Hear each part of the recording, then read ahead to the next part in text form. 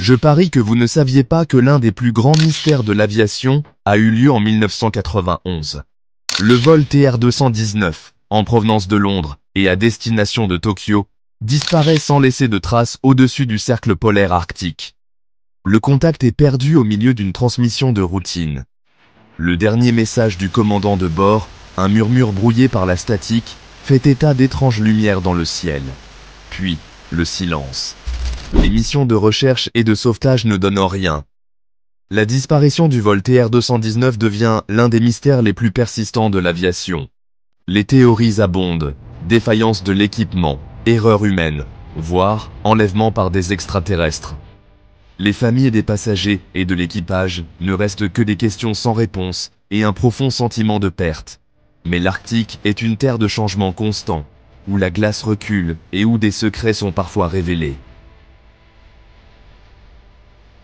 Puis, en janvier 2024, une lueur d'espoir apparaît. Le docteur Michael Blackwood, un glaciologue étudiant les effets du changement climatique, fait une découverte surprenante. À l'aide d'un radar à pénétration de sol, il détecte un grand objet métallique enfoui profondément sous la glace. Pourrait-il s'agir du vol TR-219, disparu depuis si longtemps?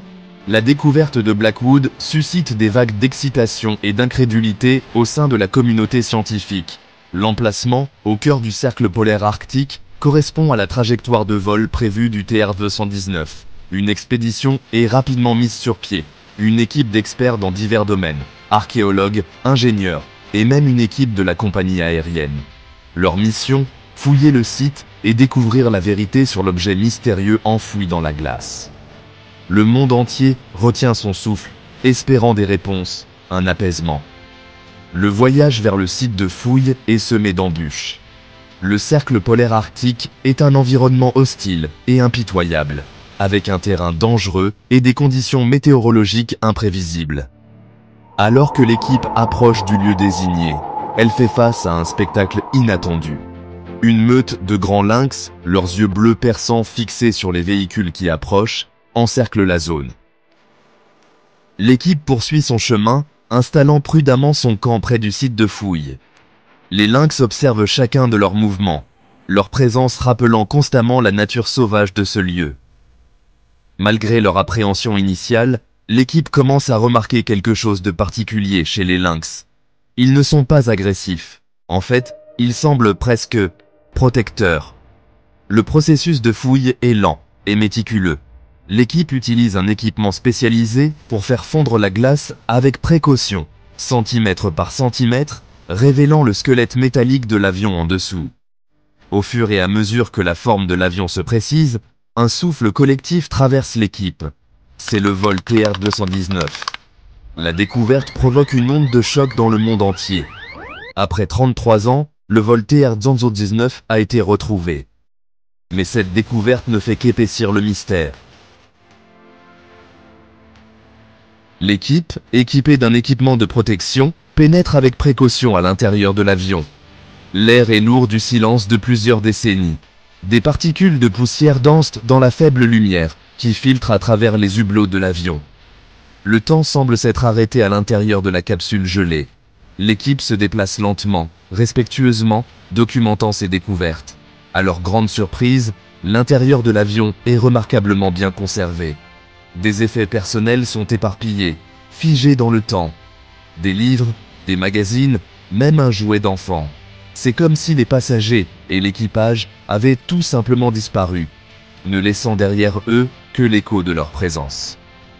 Puis, l'un des membres de l'équipe fait une découverte surprenante. Dans le cockpit, au milieu des instruments, se trouve un journal relié en cuir. Le journal appartient à Sarah Parker, une hôtesse de l'air du vol TR-219. Son écriture soignée remplit les pages, relatant le vol et les étranges événements qui ont conduit à leur disparition. Les entrées du journal de Sarah deviennent plus fragmentées, plus oniriques. Elle parle d'étranges créatures, de grandes figures félines, aux yeux bleus perçants, qui veillaient sur eux, leur apportaient de la nourriture. Elle décrit un sentiment de paix, d'être protégée, malgré l'étrangeté de leur situation. L'équipe est stupéfaite. Le récit de Sarah pourrait-il être vrai? Auraient-ils survécu au crash pour être secourus par quoi? Les grands lynx qui gardirent le site? L'idée semble fantastique, et pourtant les preuves, à la fois physiques et anecdotiques, sont difficiles à ignorer. Alors que le soleil commence à disparaître à l'horizon, projetant de longues ombres sur la glace, l'équipe prend une décision. Ils laisseront le site intact, en témoignage du mystère du vol TR-219 et des étranges créatures qui semblèrent le garder. L'Arctique, réalise-t-il, recèle des secrets qui dépassent leur compréhension. La nouvelle de la découverte et de l'étrange contenu du journal de Sarah se répand rapidement. Le site de fouille, autrefois un lieu d'intense activité, devient silencieux. Les vents violents de l'Arctique balayent le paysage gelé, effaçant toute trace de présence humaine.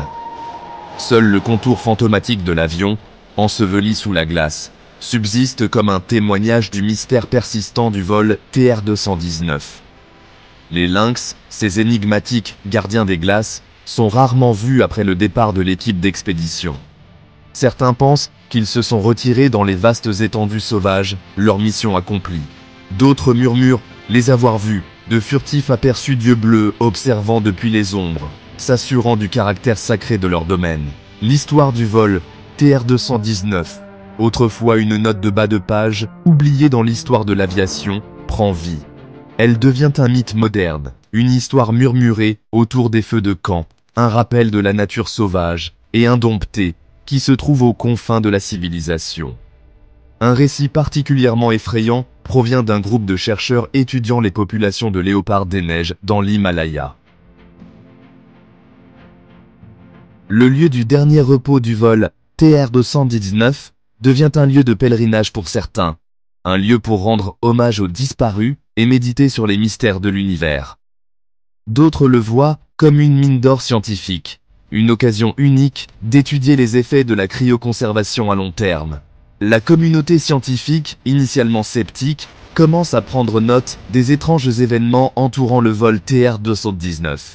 Les lynx, autrefois considérés comme de simples animaux, deviennent un sujet de fascination intense. Leur comportement, leur intelligence, leur lien apparent avec le site du crash, suggèrent quelque chose qui dépasse le domaine de la compréhension conventionnelle. Une station de recherche dédiée est établie près du site du crash, un phare de la curiosité humaine dans une terre de silence glacial. Des scientifiques du monde entier convergent, désireux de percer les secrets contenus dans la glace et d'étudier les énigmatiques lynx qui errent dans les étendues sauvages environnantes. Les chercheurs découvrent rapidement que ces lynx ne ressemblent à aucun autre qu'ils ont rencontré auparavant. Le mystère du vol TR-219, loin d'être résolu, ne fait que s'épaissir avec le temps. La découverte de l'avion, l'étrange contenu du journal de Sarah, le comportement énigmatique des lynx, tout pointe vers une réalité au-delà de notre compréhension actuelle. L'Arctique, semble-t-il, n'est pas seulement une terre de glace et de neige, mais un royaume où le voile entre notre monde et quelque chose d'autre s'amincit. Les lynx continuent de garder leurs secrets, leur présence rappelant constamment la nature sauvage qui se trouve au cœur de l'Arctique. Ils sont les gardiens d'un mystère qui défie toute explication. Un mystère qui remet en question nos propres notions de la réalité. L'histoire du vol TR-219 nous rappelle avec force l'immensité et le mystère de notre planète. Elle nous rappelle qu'il existe encore des endroits sur Terre où la nature règne en maître, où les lois de la physique semblent se plier et où la frontière entre le mythe et la réalité s'estompe. C'est une histoire qui continue de captiver et d'intriguer, un témoignage du pouvoir persistant de l'inconnu. Et ainsi, l'Arctique, avec ses étendues glacées et ses gardiens énigmatiques, garde jalousement ses secrets.